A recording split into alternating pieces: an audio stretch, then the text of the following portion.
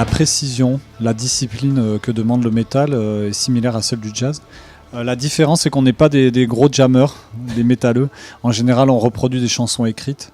Mais ceci dit, j'ai toujours eu beaucoup de fascination pour le jazz. C'est un style que je connais très peu et qui presque m'effraie un petit peu.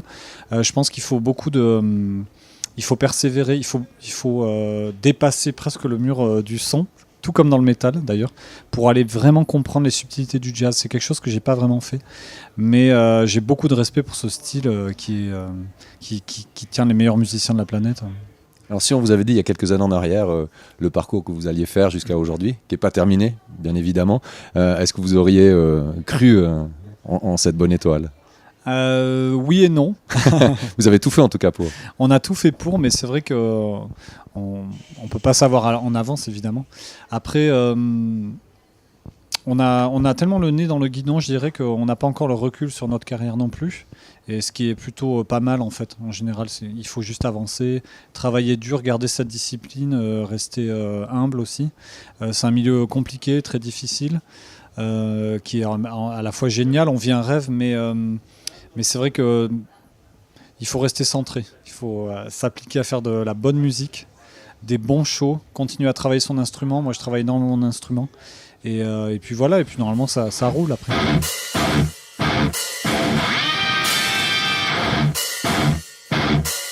Il y a aussi la sincérité dans la musique, et vous l'avez dit tout à l'heure, cette humilité qui se ressent, que ça soit sur scène, sur les albums, et je pense que le public le ressent aussi, et ça c'est... On peut pas tricher avec les gens. Hein. Ouais, probablement.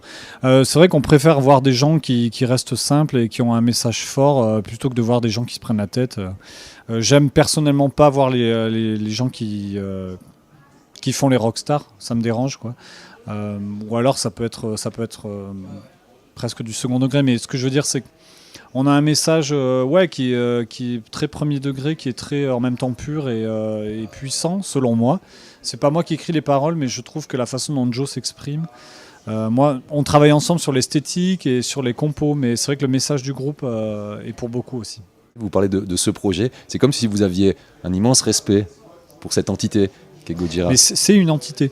Je ne suis pas Gojira, je suis Gojira avec Joe, Christian et Jean-Michel. Et c'est ça qui est important de se rappeler aussi.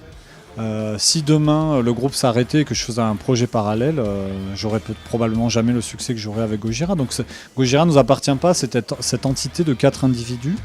Et voilà, on se met au service de cette énergie. Et c'est un peu abstrait ce que je dis, mais en même temps ça me paraît clair, quoi. Ça l'est tout à fait. Merci beaucoup. And growing